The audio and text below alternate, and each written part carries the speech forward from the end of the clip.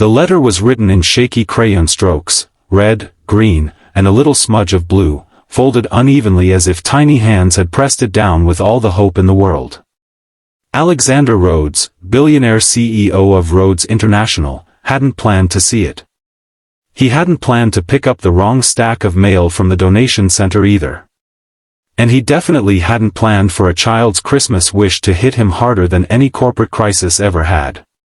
But life rarely asks for permission before it breaks you open.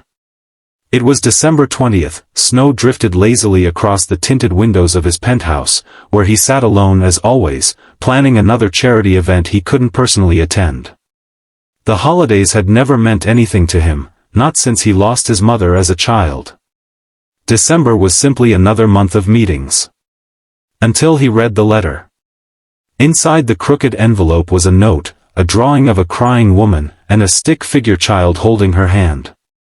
The child had drawn a Christmas tree behind them, bare, without ornaments. Santa. My mommy cries every night. She says it's because she failed. Can you please make her stop crying? She works so much and still says it's not enough. I want her to smile again. Please bring happiness to our home. Love. Leah, age 7. Alexander read it once. Then again. The third time, he felt something he couldn't describe, an ache that didn't belong to him, but somehow did. He knew the donation center received thousands of letters to Santa every year. He wasn't supposed to see this one. But he had. And he couldn't unsee it. He couldn't unfeel it. Something inside him whispered. Find them. It wasn't logic. It wasn't business. It wasn't charity. It was simply human. So he did. Across the city, in a small, dim apartment above an auto shop, 28-year-old Mara Torres rubbed her eyes, exhausted from another double shift at the diner. The heater clanked weakly, barely warming the chill that seeped through the old windows. She'd taped cardboard over one of them after it cracked 3 weeks ago.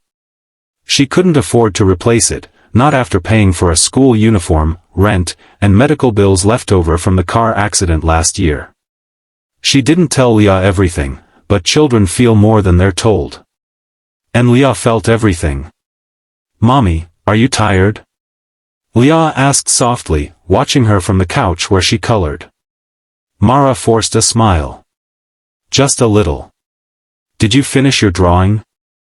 I made something for Santa. Oh, she said, trying to sound cheerful. What did you ask for? Leah hesitated. Her small fingers fidgeted. You'll see on Christmas, she whispered. Mara didn't push. She didn't have the energy. Instead, she tidied the room, hiding bills under magazines so Leah wouldn't see. She tucked her daughter into bed later and stroked her hair until she fell asleep. Then, when the apartment was quiet and only the buzzing heater kept her company, Mara sat at the kitchen table, head in her hands, trying not to cry. Sometimes she failed. Sometimes she cried anyway. She didn't know a stranger was already on his way. Alexander used every resource available, legal, ethical, private, until the donation center confirmed the letter wasn't anonymous. Leah had written her return address on the envelope, hoping Santa would reply. That hope was enough to lead him there. The neighborhood was worn down, far from the glittering towers he was used to. The streetlights flickered weakly. Snow piled along the edges of the sidewalks, untouched. He considered whether he was crossing a boundary. But then he remembered the last line of the letter. Please bring happiness to our home. He wasn't Santa. But maybe he could still do something. When he knocked, the sound echoed through the hallway. A moment later, the lock clicked.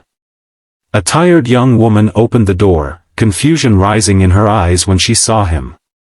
She clearly had no idea who he was, not the billionaire, not the public figure. To her, he was just a stranger in a nice coat standing in the cold. Can I help you? She asked, wary but polite. Alexander cleared his throat. He hadn't planned what to say. Hi. My name is Alex. He hesitated. This might sound strange, but I think I have something that belongs to your daughter. He held up the letter. Mara froze. Her breath caught. Her hand slowly went to her mouth. Oh no, she didn't. Her eyes glistened with embarrassment. I'm so sorry. She must have put it in the donation box when we passed by. I didn't know she wrote something like that. Her voice trembled, not from shame, but from hurt. He spoke gently.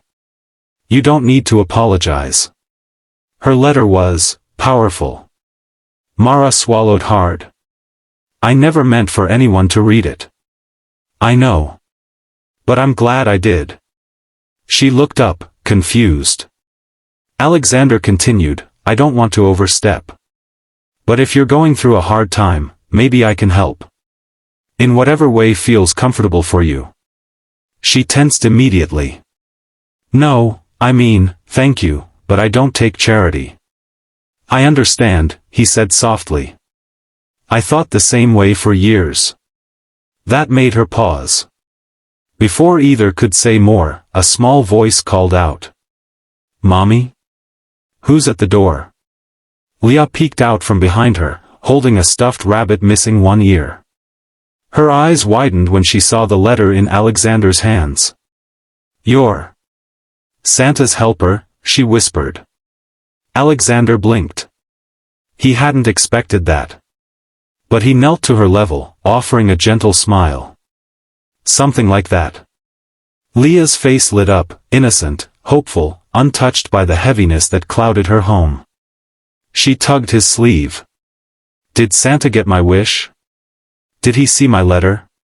Alexander felt a lump in his throat. Yes, he said. He did. Mara's eyes filled again, but she looked away, covering her face for a second. Leah continued softly, can you tell him?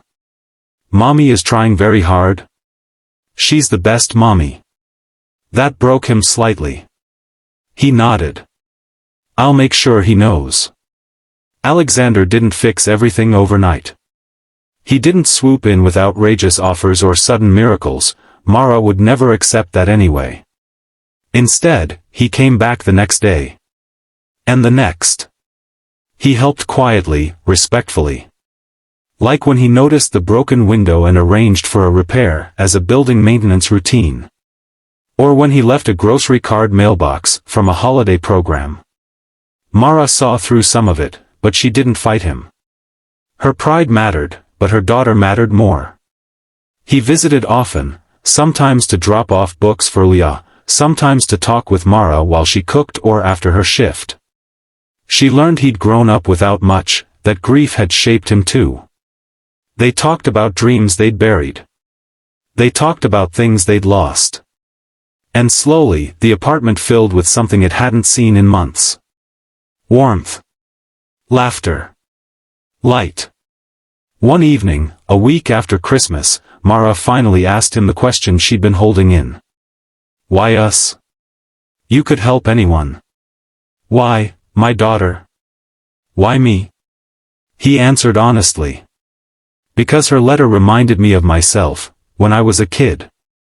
I used to wish for someone to stop the pain I saw at home. I didn't get that wish. He looked up. But she deserves to. Mara didn't respond right away. Instead, she wiped her eyes quietly, then whispered. Thank you. It was simple. But powerful. The real change came not from money, but from presence. Leah began smiling more. Mara stopped crying at night. And Alexander, who lived in a penthouse surrounded by silence, found himself spending more time in a small, noisy apartment that felt more like a home than anything he'd ever known. He didn't try to replace anything in their lives. He simply added to it. Supported it. Lifted it. As if their happiness somehow mattered more than the empire he ran. One snowy evening, as they decorated a second-hand Christmas tree together, Leah slipped a new letter into his coat pocket. He unfolded it silently.